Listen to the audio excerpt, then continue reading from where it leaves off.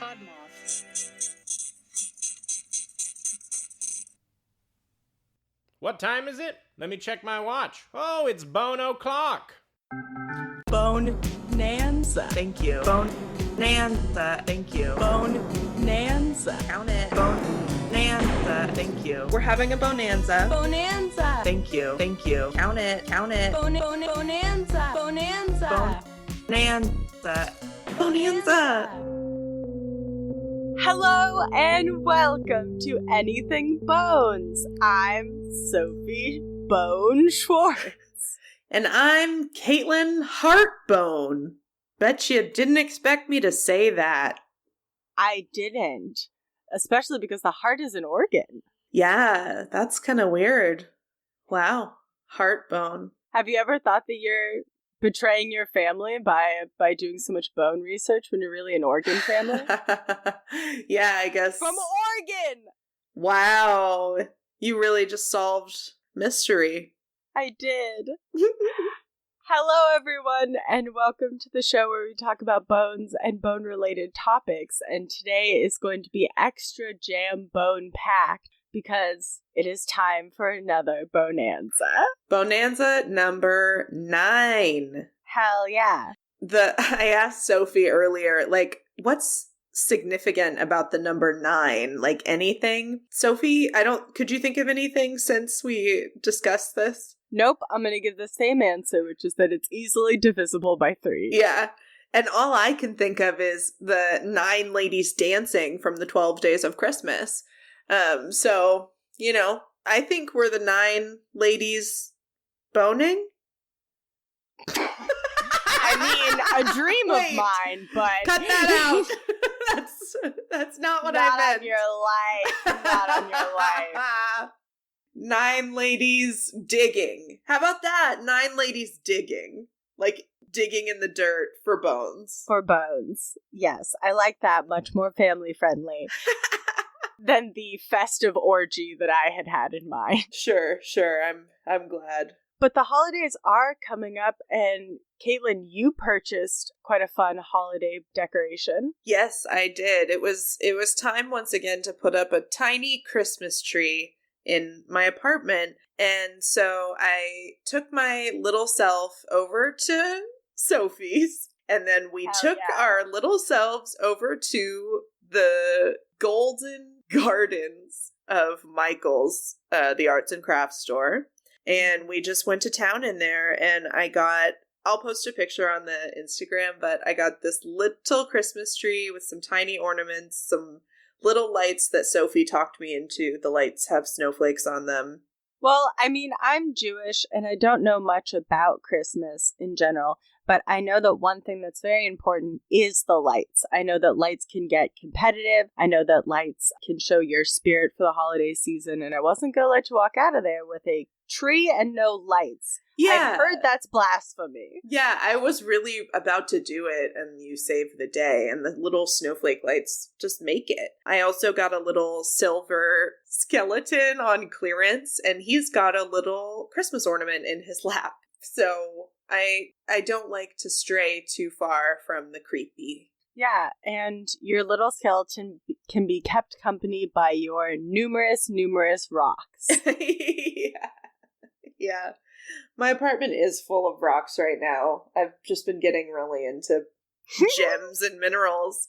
I don't know what's going on. That's my They're weird fancy rocks. Everybody's doing weird stuff in we're not really in quarantine anymore, but COVID still is, I feel like, to blame for a lot of weird shit that people are doing, or partially to blame. People were isolated for long enough that they developed these weird hobbies and interests. I just like having rocks on display in my apartment, and I love buying them, looking at them. I mean, it's a blessing to me because now I know what to get you for the holiday. Yeah, a bunch of rocks or bones or both. Honestly, both.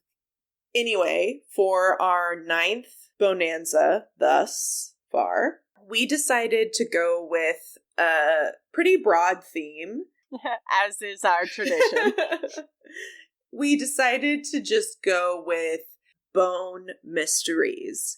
So anything relating to bones that was weird or mysterious or possibly unsolved. It didn't have to be unsolved, in my opinion, but something with a creepy vibe. Yeah, and we were saying there definitely may be a part 2 of this at some point, because darn if there's a lot of fun bone mysteries out in this world. Yeah, there's a lot of weird shit going on under the ground. Yeah, I re-encountered the Tower of Skulls and sent it to Katelyn and was like, have we done this? And she was like, yes, of course we've done the Tower of Skulls. You ignorant fool. Yeah. Where was that? In Chile, maybe? It was in Mexico? Mexico City? Let's see. You know, there might be more than one Tower of Skulls. How God many- willing and the creek don't rise. That How there's many a lot. towers of human skulls did we get? I know of at least 2 that we've done. One was like kind of a pyramid of skulls. One was more of a tower shape. Yeah, it is in Mexico, you're right. Hell yeah, well, I saw the article more recently. Thank you. Thank you. All right, speaking of recently, we're taking it back to 1969 for my first topic. Nice!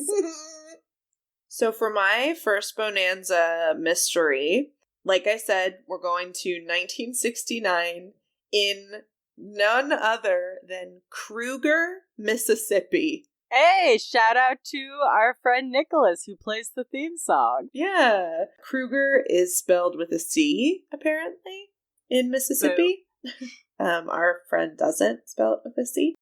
So there are some people, like farmers, that are digging at a place that I shit you not is called Egypt Plantation.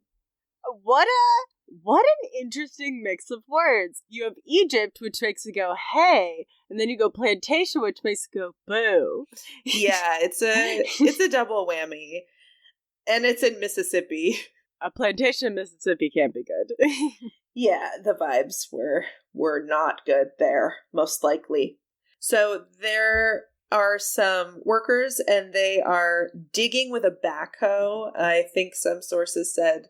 Oh, my sources for this, by the way, were Atlas Obscura and the ClaronLedger.com.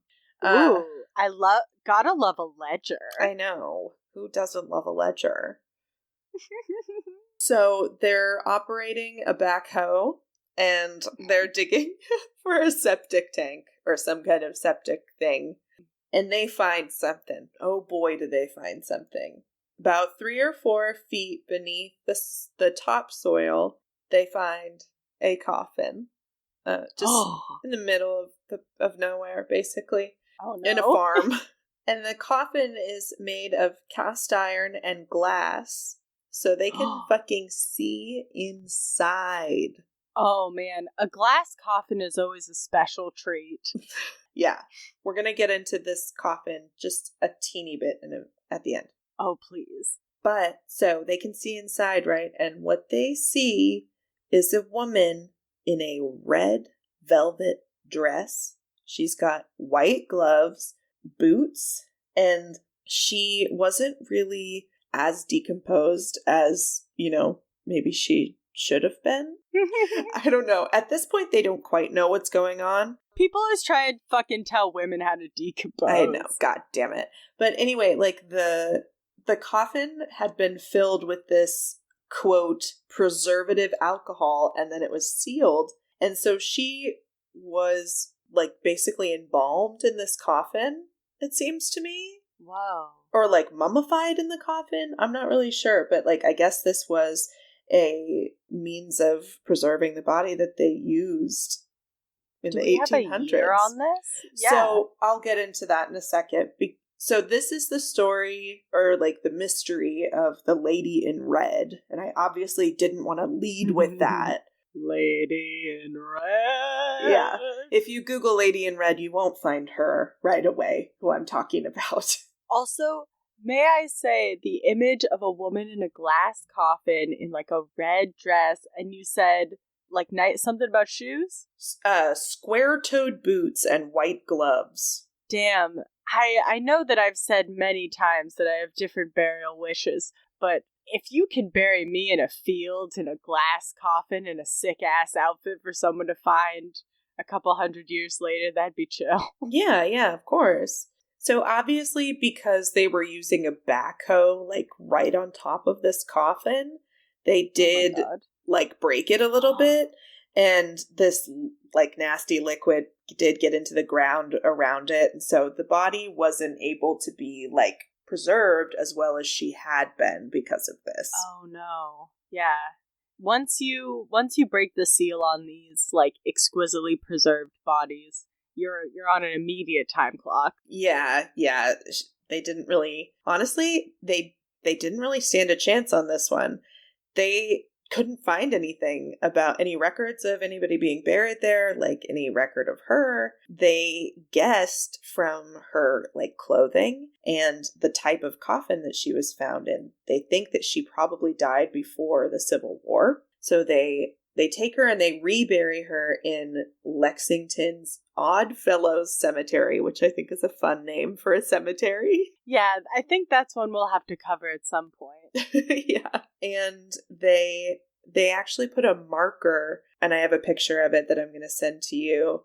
The marker has her estimated birthday as 1835 and the year that she was discovered, 1969, as her, like, death year. Wow. That's so wild to me that a woman that was dressed that nicely and buried in such a specific and, like, detailed way would just be buried out in the middle of a field. Yeah, it's I don't know. super suspicious, or just, like, unclear why she's there. Not necessarily suspicious, because it seems like she was taken care of, so it's just weird. Yeah, that's what's interesting. She must have just, like, lived near there and wanted to be buried where she lived. Because I don't know. It doesn't scream like murder or cover up to me. Like, no, I don't know. I'm not sure. Who knows?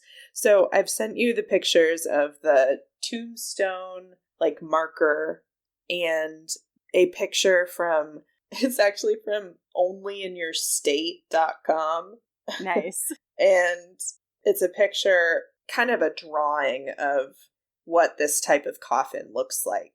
Yeah, it looks like a coffin, but almost also like a diving suit between a sarcophagus and, like, an old-fashioned diving suit, because is the part that's like a face panel, that's what's glass? I'm not sure exactly how that all works. So this coffin is called a Fisk iron casket. Oh, I'm looking that up. One second. Yeah, go ahead. It's kind of unclear. It looks like kind of dirty. Oh, yeah. I'm looking these up right now. This type of casket. Mm-hmm. And yeah, I guess that there looks like there's a window on the face. Yeah. And then in some, like, a window in the torso in some. But it's just a big iron casket that is, it almost reminds me of, like, when you see Egyptian mummies that are all wrapped up with all of their limbs wrapped together.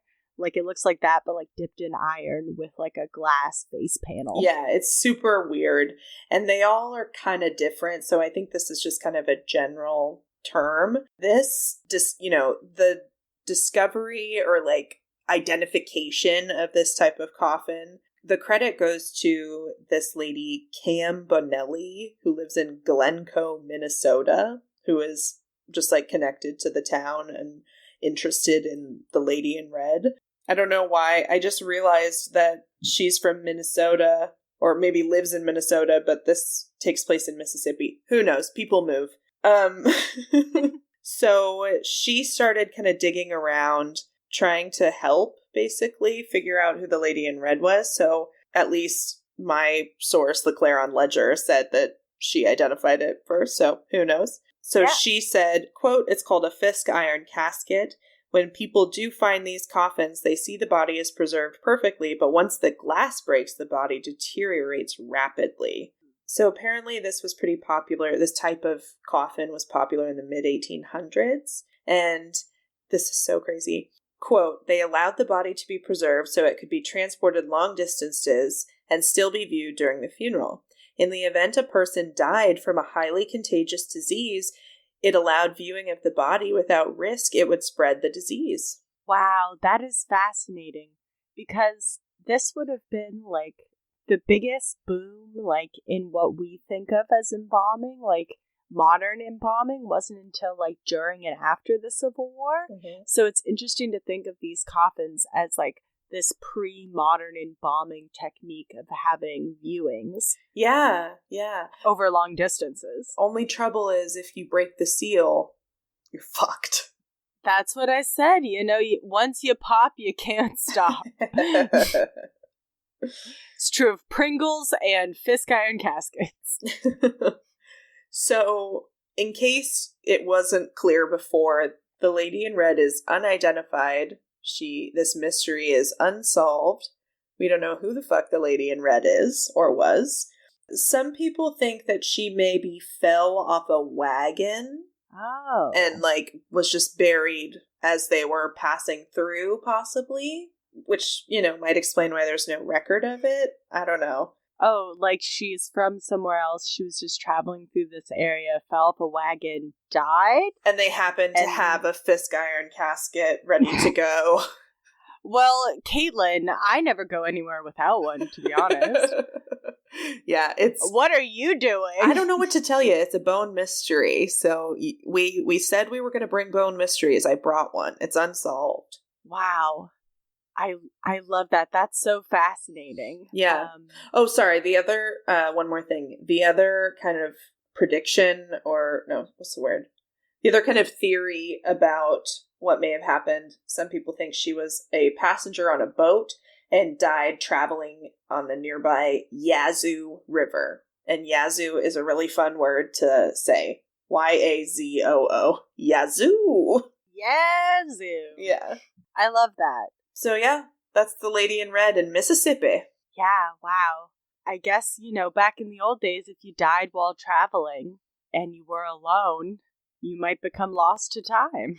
Well, she can't have been alone. How did she get in the casket and in the ground? Well, then, but wouldn't someone have written something? Been like, buried my sister-in-law in a red dress in a coffin out in the old field, or like Apparently was driving a lady to a city one day. Like, that's the thing that like cracks these type of things. It's like finding somebody's old ass journal that was like, today I saw them burying a lady out in the middle of the field, and then I bought some apples.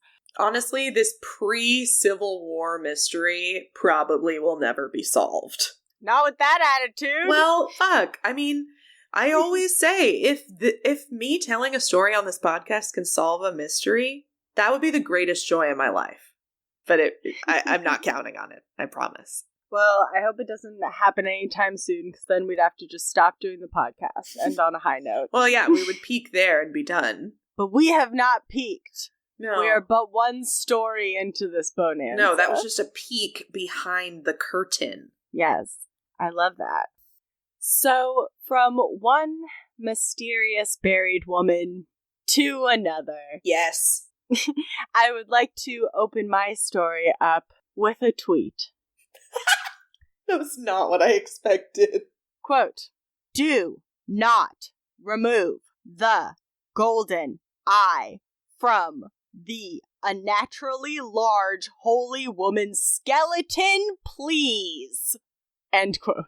Was it in all caps? It was perioded after every word. Oh my god, who tweeted this? I went through the thread and tried to find the original tweet, but I couldn't. We'll try to find it for sources. But this is a tweet that was passed around a lot. But this is the story of the unusually large priestess with the golden eye. Holy shit. This Goldeneye is a James Bond movie, so... Hell yeah, it is. Was that the movie that we tried to watch with the boys but fell asleep? 100%. I saw 5 minutes of it before I conked out. Hell yeah, that's how we roll. So my sources for this were an article from USA Today and an article from NorthwestEyeDesign.com. I'm sorry. I design like the letter I or E-I-E? E-Y-E. Okay. I'm intrigued. What do they do? eye stuff. What's what their- do you do? what's- Eye stuff. Yeah, I mean, that's what I do too, but what's their deal? Okay, you can continue. I'm gonna look at this. Ophthalmology, I think. Please send me this website immediately so I can look at it. Okay, I will. After I tell you this story that will be much more interesting than a website about eyeballs. Yeah, I'm sorry. I mean, maybe not to you, Miss I blast eyeballs for a living. I'm just there in an administrative capacity. I just hold the people down while they get their eyeballs blasted. No. They like it. They want to be there. They don't need to be held down. I bet that's not always true. So, this skeleton that was found is thought to be a priestess that lived 5,000 years ago in what is now Iran. Her skeleton was found in 2006 by Iranian and Italian archaeologists excavating at a necropolis that is commonly known as the Burnt City in the Sistine Desert. So, the interesting thing about this woman that caught everybody's eye Stop. is that she has a large prosthetic eye in her skull. Yeah, that's hard to miss. Yeah, it's kind of we don't like to be superficial, but it is the first thing you would notice about her. I would skeleton. say so, yeah. It's a golden eye? We'll get into what the eye is made of.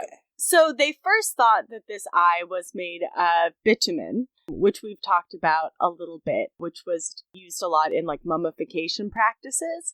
But later they analyze it and they realize it's made of tar and animal fat, which is fun. Mm. And it's really like intricately crafted. There are little blood vessels on it that are created in golden wire. What? And then the whole thing is covered in gold. So it's made of tar and animal fat on the inside and then covered in gold.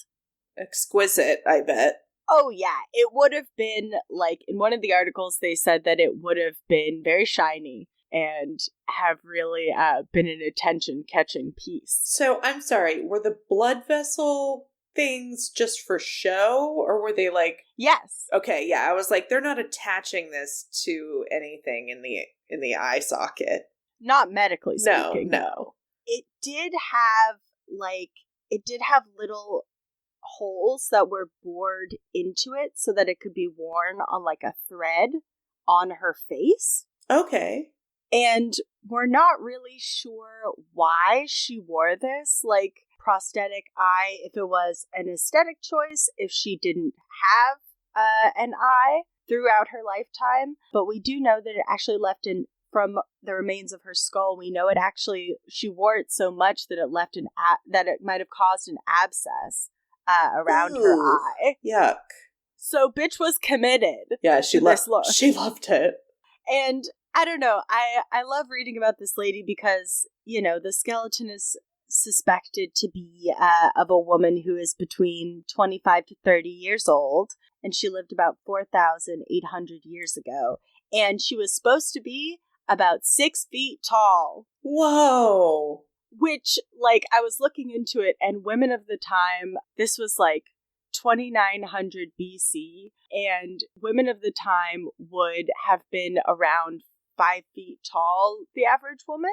So this bitch is walking around towering over people. Holy with shit. With her golden eye. So, how is there no record of this person? Like, this is such an aesthetic, a vibe. Like, there's so much going on here. How do we not know who she is?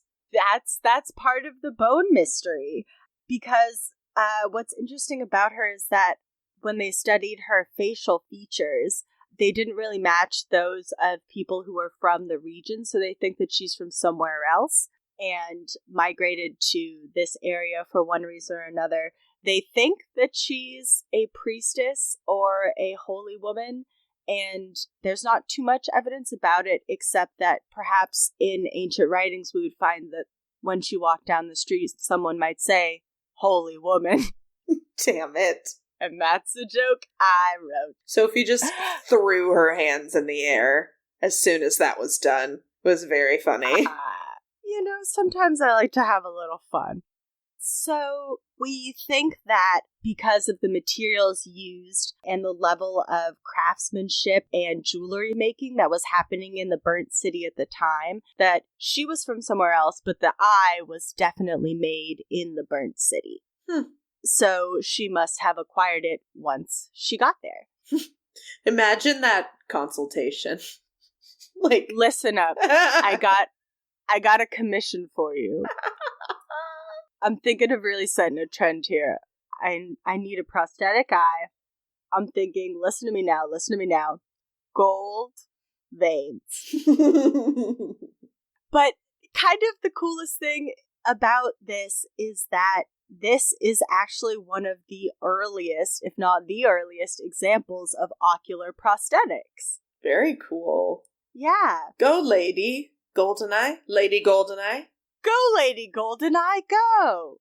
So yeah, we don't know who this woman was or really what she did in her life, other than rock the sickest accessory known to history. Apparently. Is there any kind of picture or diagram of it?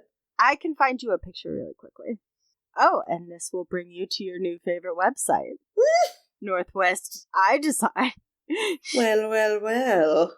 What is there to design about an eye? I don't know. I mean, maybe they make prosthetic eyes. Maybe. Yeah, that's probably it, actually. Oh my God. Yeah, they make prosthetic eyes, you fool. Duh. Wow. It looks like a big rock in this picture. But if you look and see, like, it does look like a big rock, but you can see that there are grooves where there was definitely a place where there was a pupil, and there are radiating lines from it, and you can see the skull, and I think that's the facial recreation. For sure. It's cool because most people probably just put like a piece of, cloth over their eye. This is something else.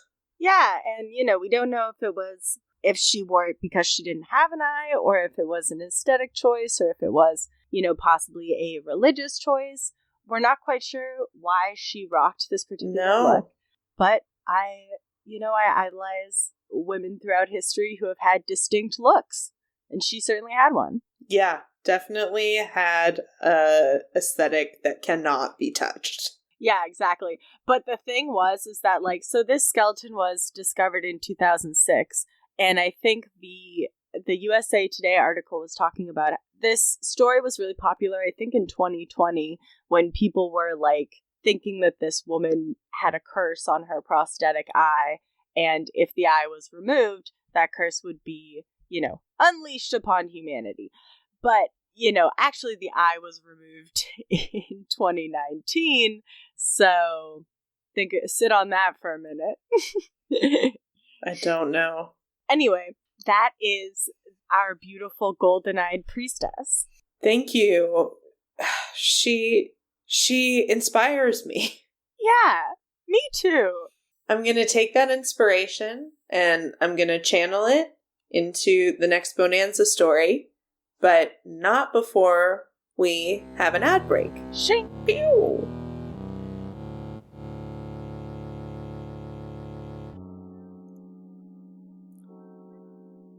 O'Connor Orchid Estates Apartments.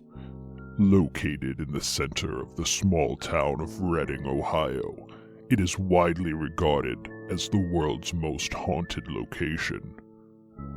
Join world-renowned paranormal investigators Abigail Reynolds and Michael Colby as they immerse themselves into every aspect of life in this building and expose the truth of its horrific history. Join us for My Creepy Haunted Life. Jack Billings presents Haunted Apartment Complex, starring me, Jack Billings, obviously. Damn it! How did you even get in here, Jack? Well, let's get spooky, crew.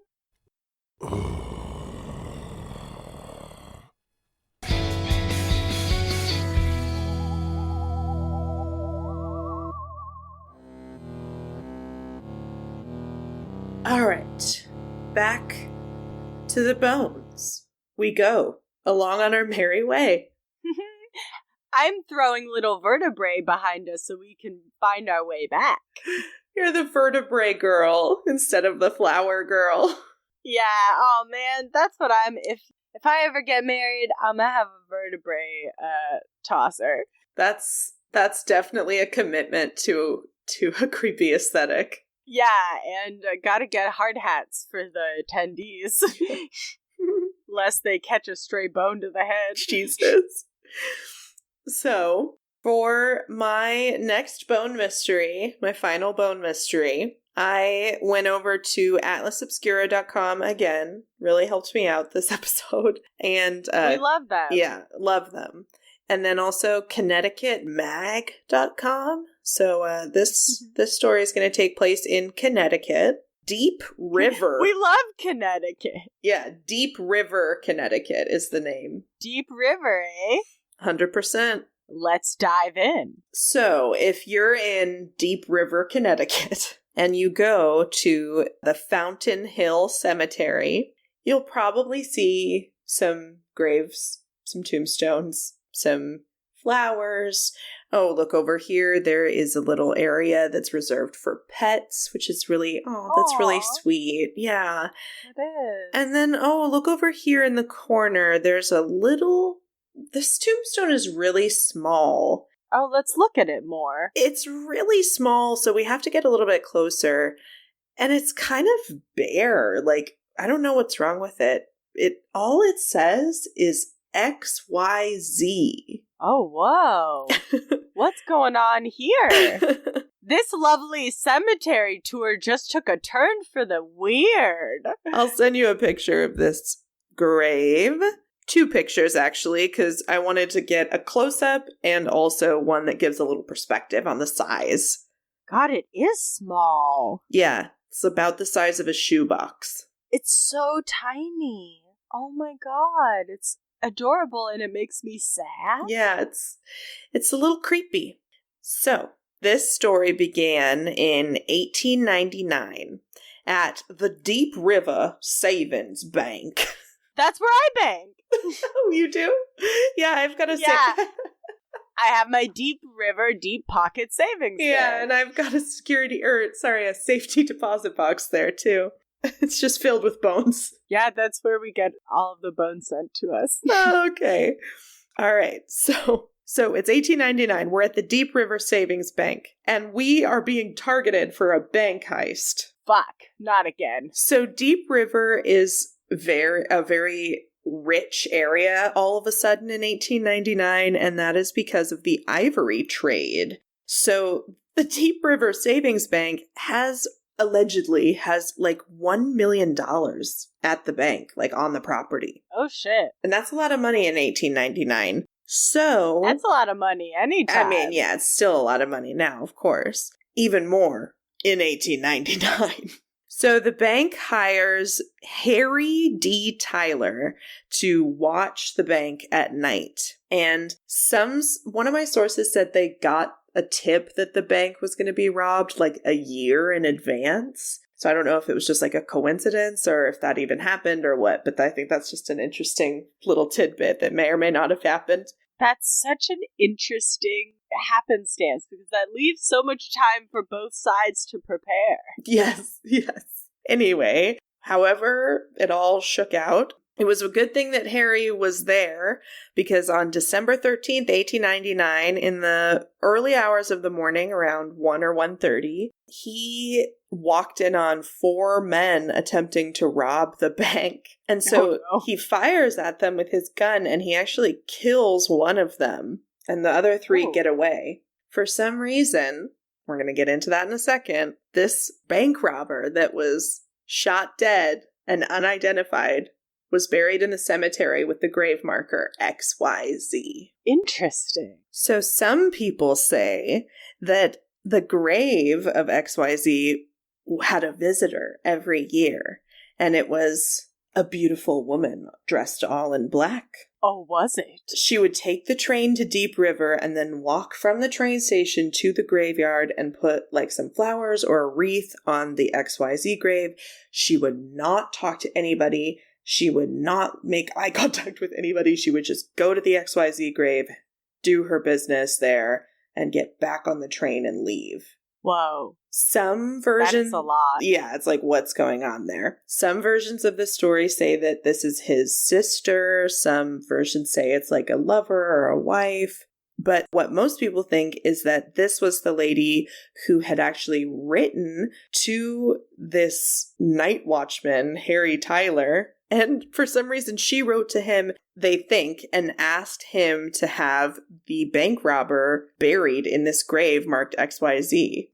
So we don't really know. It's a mystery why he's buried under this tombstone. Because they didn't know his name, like, I get that you have to put something, but most people would just put, like, unidentified man, or, like, yeah, you know. Before the days of, you know, John Doe and stuff like that. Yeah, but... so it's kind of weird that they didn't just put something a little more normal on the grave, and, like, why is it so small? These are questions that we'll never know the answer to. Though we probably do know who XYZ actually is. Local newspapers identified him as Frank Howard, who had a lot of different aliases and was a criminal, like a bank robber, and did all kinds of shit. The report that named him was apparently by the Pinkerton National Detective Agency, who I'm surprised haven't come up that much on our podcast, but I feel like they will. Oh, the Pinkertons. The Pinkertons also said that they knew who the 3 accomplices were, but they couldn't, like, do anything about it because there wasn't any evidence. Okay. Whatever. Sure. So this was like a blip on the radar for this XYZ grave story, because the town just basically was like, no, we want it to be a mystery. Though the Pinkertons have named XYZ, the town would rather just have it be a local legend. And so they have replaced his grave marker twice to still say XYZ, like, which is just like so crazy because they have identified him. So yeah. And the grave does continue to just create local folklore, and people just are interested in it and want to come to it. Right now, people mostly leave coins on the grave and like little trinkets, so you can kind of see them in the pictures that I sent to you and that I'm going to post. In the 90s, apparently, kids would go to the grave and people claimed to see a woman in black, you know, hanging out at the grave, and then she would disappear. There was also this local legend that you would be haunted by XYZ if you said his name 3 times fast. So it's like, maybe just like, don't say his name, XYZ. His real name or XYZ? I think to be safe, don't say either. I mean, I certainly wouldn't test it being a 90s kid myself, but I love this. I love how they're like, oh yeah, we know who it is. But we're going to keep redoing the tombstone, and it's still going to say XYZ. I mean, but it is kind of fitting in a way of a man who had many aliases and maybe wore many faces metaphorically, had many names. So perhaps, you know, something like this, it can be a nod to that. Yeah. He also had a goth sister or lover of some kind. I know, and shout out to more idols. Like, he's got to be someone incredibly important to her to, like, make this trip. I don't know where she was coming from, but, you know, to make this trip to go put, if this was something that she really did, you know, put her flowers, pay her respects, and then leave, you know. I mean, although people back in the day put a lot more effort into shit because they had to. They did. It's very romantic. So people had a lot more time on their hands. So I don't know. And, you know, this is a legend. It's maybe not 100%. We can't 100% for certain say that this happened, but it's a good story, and it adds to this lore of an already bizarre, possibly solved mystery. I love a good mystery. I love good ghosts. And we know I love anything miniature, so this tiny gravestone really spoke to me. Yes, me too. Thank you. That's XYZ. Well, I guess that brings us, as the end of the alphabet, the end of our Bone-anza, our last story of the show. Good transition. All right. So the last story of this Bone-anza is a story that I have been slightly obsessed with for a long time. This topic precedes the podcast. I was interested in this before we were doing this. Yeah, cool. And this is the porpoise that was buried like a person. Oh man, I've only heard that. So the title of it, so I'm excited. Yes. Sources really quickly. We have one from Smithsonian Magazine, The Guardian, CBC.ca Radio, and that's it. So to start our story, we start with archaeologists are wrapping up an excavation that they are doing on the English Channel island of Chapelle-Domhue, and they've been excavating graves there, which was the site of a monastery at one point. And as they are doing the last of their excavations, they find a very carefully cut grave plot. And they think, well, okay, we've found someone else. We've found another grave of a person. But when they dig up this grave, it is not a person. It is a porpoise. Oh my god. What a surprise. You open the coffin, you're like, okay, skeleton time. And then you're greeted with, yeah, skeleton, but just so much smaller than you were thinking probably, and so different. No, bigger. Bigger? What is a porpoise? I thought porpoises were small. It's a fucking whale. Oh my god. Let me look it up. For some reason, I had in my mind a small... Oh my god. Let me just embarrass myself. Okay. Yeah, that's pretty big. That's decently big. That's a dolphin, kind of. Is it like a dolphin? Yeah. It either is like a dolphin or is a dolphin. Ah, I see that now. Okay, carry on. I was thinking of something else. I think I was just thinking of a fish. Well, this is a fish, but big. Yeah. And it wasn't buried in a coffin. It was just buried straight in the ground. But it was buried in a very intentionally cut grave. What the fuck? Yeah, which begs the question, did they do it on purpose? Oh my god. You really thought about the jokes in this episode ahead of time. I'm a comedian, Katelyn. I'm so happy for you. Thank you. I put effort into this. I love it. Did they do it on purpose? Jesus God. We'll talk about Jesus God later. Oh my gosh. So, the archaeological team that found this porpoise thinks that the bones date back to about the 14th century and have definitely been buried deliberately rather than just, disposed of in the ground. It's not a trash hole. It's a hole for this. It's a porpoise hole, specifically. Animal. It's a hole with porpoise. A hole for a specific porpoise. Yes! Oh, we're killing it. Also, according to Peter Dockrick of Science Alert, these bones were actually aligned facing east to west, which is accordance to Christian burial traditions. So this was a thought out burial. I really like this quote from Philip de Jersey, who is one of the archaeologists involved with this find. He says, quote, "It's very peculiar. I don't know what to make of it. Why go to the trouble of burying a porpoise in what looks like a grave?" End quote. Yeah. My thoughts exactly, my dude. Yeah, bud, you hit it on the head. We're all confused. Yeah. So people did actually eat porpoise at this time, but it's kind of unlikely that they would eat the porpoise and then bury it like this. The remains didn't look like they had been part of a meal previously. You know what I mean? Why would it be by itself? Yeah. I mean, it is possible that what they were doing was putting the porpoise in the ground with salt to preserve it, and then they like to preserve the porpoise meat for later eating. Yum, yum, tasty. We're all monks and we're eating our porpoise meat. They're salting their meat while it's still on the bone, though? While it's still on the animal? I mean, you're asking me, but yeah. I am not a 14th century monk who loves porpoise. Yum, yum, yum.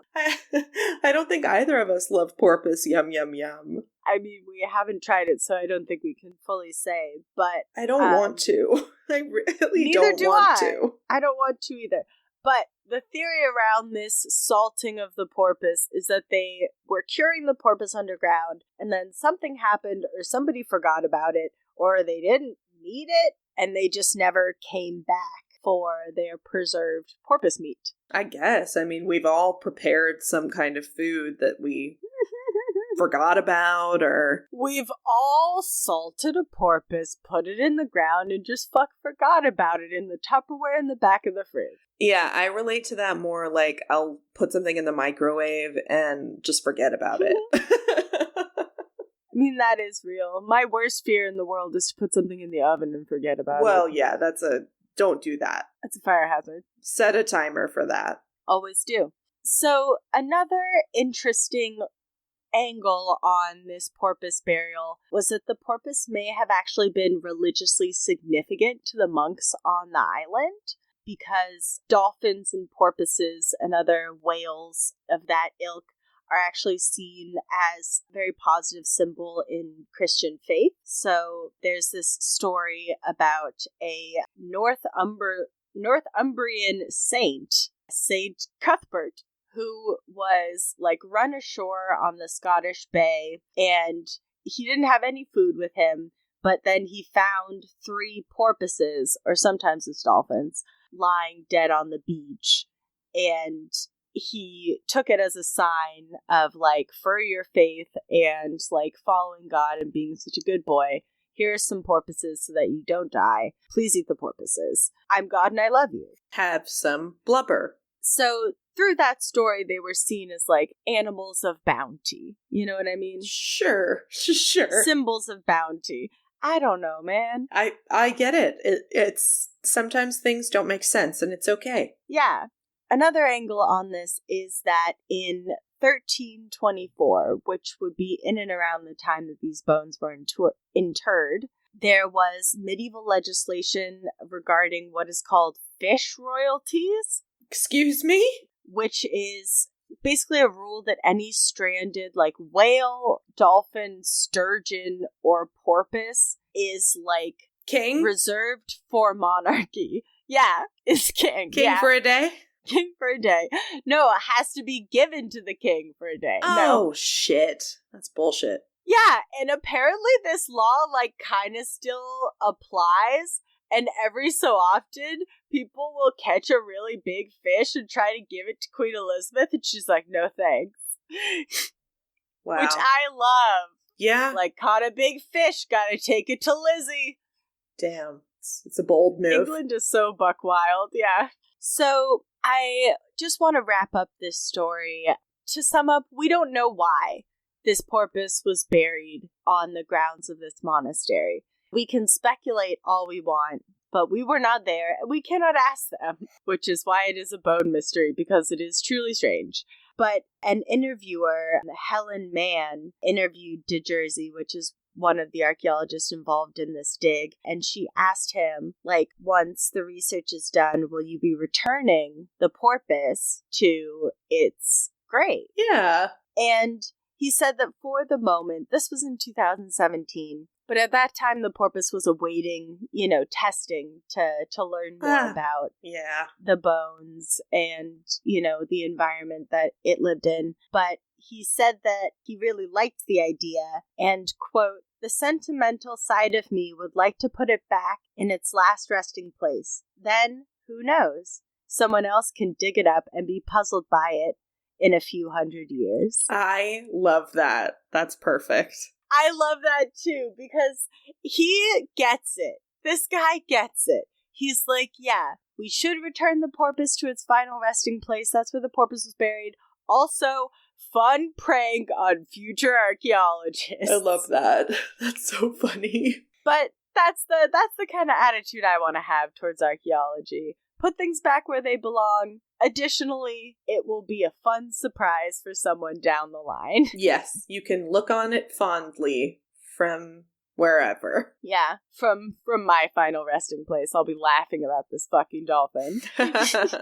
You'll finally know the answer, though, why they did it.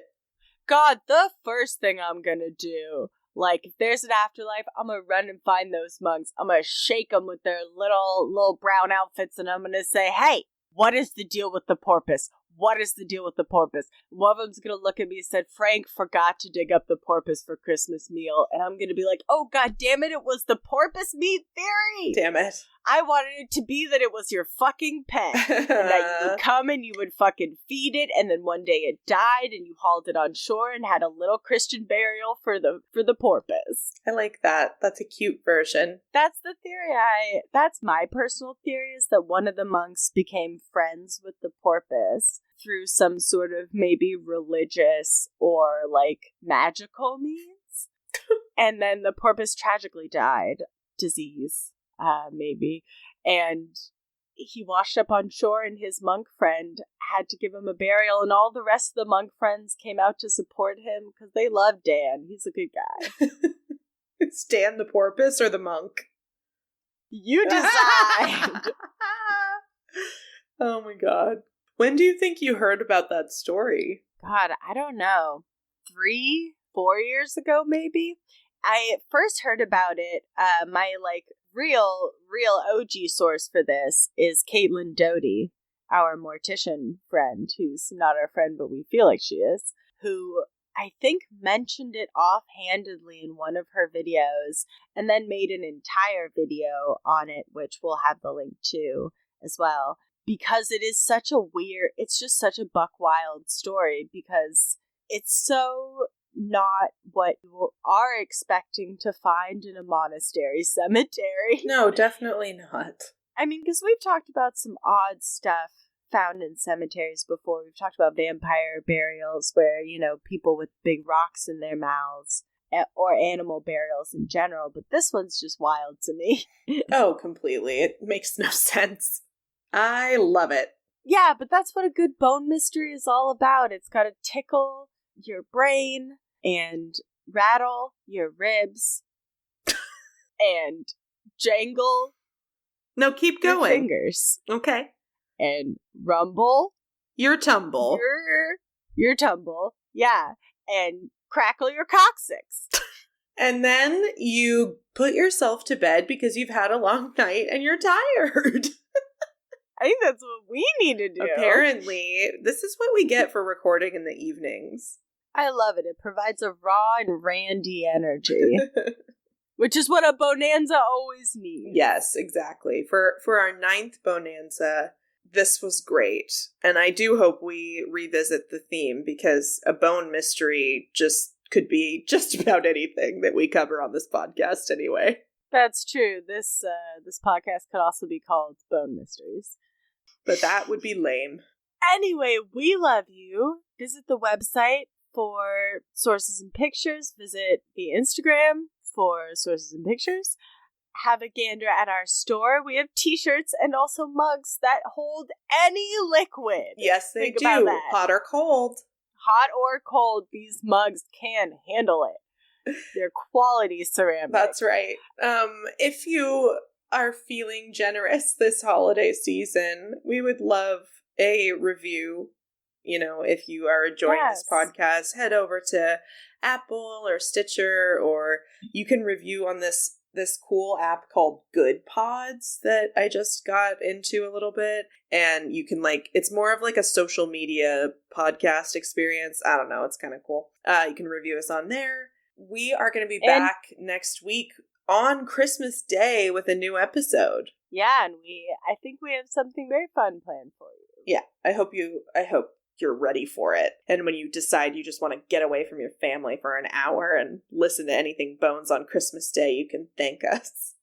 Yeah, if you want to be goth in the backyard for an hour with us, we'll be there for you. That's right. On Christmas Day.